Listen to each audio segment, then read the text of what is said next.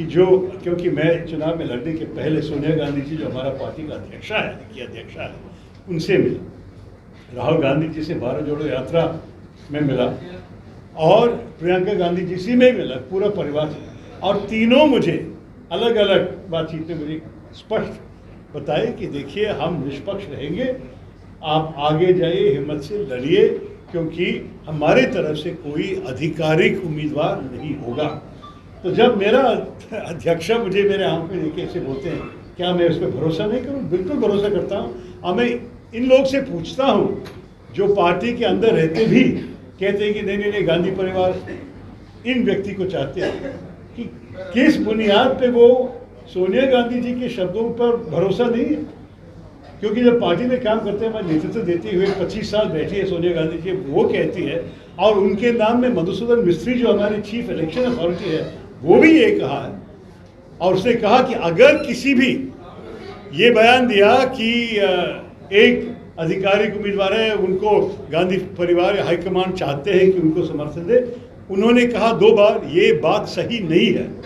तो देखिए, जब सारे लोग ऐसे कह रहे हैं और पार्टी जो भी नियम निर्देश दिल्ली से निकाला है, बहुत निष्पक्षता के बारे में ही निकाला, कहा कि कोई जनरल सेक्रेटरी, कोई सीएलपी लीडर, कोई पीसीसी चीफ, कोई भी एक उम्मीदवार के साथ नहीं रहना चाहिए, उनको समर्थन खुले नहीं देना चाहिए।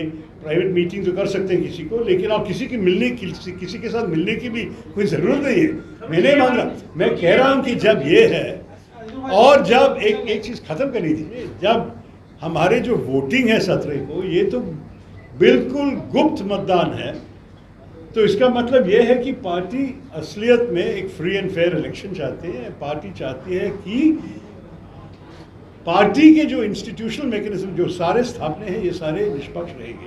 और ये गुप्त मतदान का मतलब ये काफ़ी सीरियस बात है, क्योंकि मिस्त्री जी ने, आपको शायद पता है, दिल्ली में एक प्रेस कॉन्फ्रेंस में बताया कि पहली बात है कि आपका जो बैलेट पेपर है उसमें ना नाम और निशान होगा, नीचे एक काउंटर फॉर्म में आप सीरियल नंबर नाम दे देंगे, ताकि उनके पास वेरिफिकेशन है कि सिर्फ जिनके पास ये हक है वोट करने को उन्हीं वोट दिया।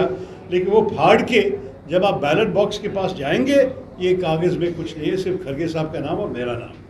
फिर आप टिक मार्क करके बैलेट बॉक्स के अंदर डालेंगे, और बैलेट बॉक्स 4 बजे को सील किया जाएगा 3 दस्तखत के साथ। और ये बैलेट बॉक्स दिल्ली में खोलेंगे उम्मीदवारों और उम्मीदवारों के एजेंट के सामने 19 तारीख सुबह को, और खोलने के बाद सारे वोट्स को इकट्ठे करके मिला के मिले जुले वोट करने के बाद ही गिनती करेंगे, ताकि ना किसी को मालूम होगा किसने किसको वोट किया, लेकिन आपको ये भी नहीं मालूम हो सकता है कि किस प्रदेश से किसको ज़्यादा वोट मिला। तो ये गुप्त मतदान के साथ मेरे ख्याल में ये फ्री एंड फेयर इलेक्शन चुनाव हो सकते हैं। मैं लोगों से कहता हूँ, मेरे पार्टी को, जहाँ मुझे मालूम है कि कुछ प्रदेशों में कुछ नेताओं ने शायद कुछ निर्देश देने की कोशिश की है कोई मतदान को, और वो शायद एक ज़रा भय से मुझे पूछा कि क्या होगा हमें अगर हम उनका निर्देश नहीं सुना। मैं उनसे स्पष्ट से कहता हूं कि जैसे राहुल जी कहते हैं, डरो मत, मतदान तो गुप्त है, आप जाके वोट कर दीजिए, और किसी को पता नहीं चलेगा कि किसने कहाँ वोट किया और कैसे वोट किया। आप अपने अंतरात्मा को सुन के बिल्कुल आपके मन की इच्छा के अनुसार वोट दे दीजिए। तो ये करने से मेरे ख्याल में सब ठीक हो जाएगा। जी, ये मैं खड़ा हूँ, बस यही कह के आपके प्रश्न के जवाब देने के लिए। आपके पास एक सवाल है, आपने दुनिया गिनाई, आप इसमें दोषी किसको मानते हैं? दोषी की क्या बात है? देखिए, पार्टी के काम करने की एक रीति है कई सालों से, शायद कई दशक से, लेकिन लेकिन देखिए, सिस्टम बदल, हर अच्छे स्थापन में भी सिस्टम बदलने का वक्त आता है। एक बदलाव आते हैं जब लोग देखते हैं कि कुछ चीज़ें जो एक ज़माने में बहुत अच्छा चला, भूल जाइए मत कि इसी सिस्टम से हम 2004 में और 2009 में चुनाव जीते हैं। मैं खुद 9 में जीत के आए, लेकिन अभी कुछ सालों से हमारी हालत ज़रा सा बुरा है। इसलिए मैं किसी को अपराधी या दोषी नहीं मानता हूँ। मैं कहता हूँ कि ये है हमारी वर्तमान स्थिति, और इसलिए हम चाहते हैं कि कोई नई तरीका ढूंढ ले। ये आज के हालत के बारे में एक रिस्पॉन्स। हाँ, बताइए।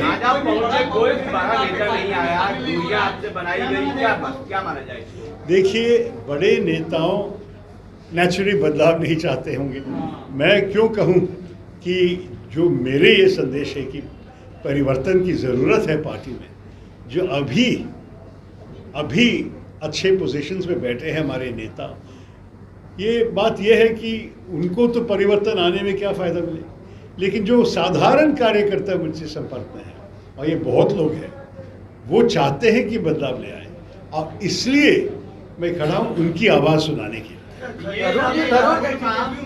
खड़गे साहब ने एक इंटरव्यू में कहा था कि गैर गांधी परिवार के जो भी लोग आएंगे वो कांग्रेस को नहीं चला पाएंगे। क्या आपका भी यही मानना है कि कोई अध्यक्ष बनेगा कांग्रेस पार्टी को चलाएंगे राहुल गांधी सोनिया गांधी? देखिए, आपको मालूम है कि अगर राहुल गांधी को पार्टी चलाना था तो बहुत आसानी से वो अपना इस्तीफा पत्र को छीन ले सकते, विड्रॉ कर सकते थे, कोई तकलीफ नहीं होते। वर्किंग कमेटी बहुत खुशी से स्वीकार करते कि वो वापस आए।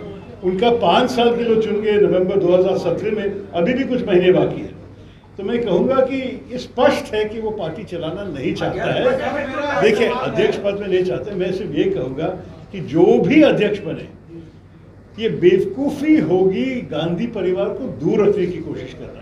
और मैं नहीं करूँगा। मैं चाहता हूँ कि गांधी परिवार जो इतने पॉपुलर है, हमारे पार्टी अंगों को, हमारे देश में कितने वोटर्स को उनको बहुत पसंद है, बहुत प्यार है, तो उनको शामिल करके उनके एक साथ उनके हम काम करना चाहेंगे। मैं चाहता हूं कि इसमें ना कोई तकलीफ हो, ना कोई क्लैश हो कि दो ग्रुप ऐसे कुछ नहीं। हम एक साथ जुड़ के काम करेंगे, क्योंकि कांग्रेस एक परिवार है और ये तो बहुत महत्वपूर्ण परिवार है हमारे पार्टी में, जो 100 साल से इनके खून हमारी पार्टी के डीएनए से। लेकिन जरूर जी ये माना जा रहा है, पब्लिक डोमेन में ये बात है कि खड़गे जी पर गांधी परिवार का हाथ है।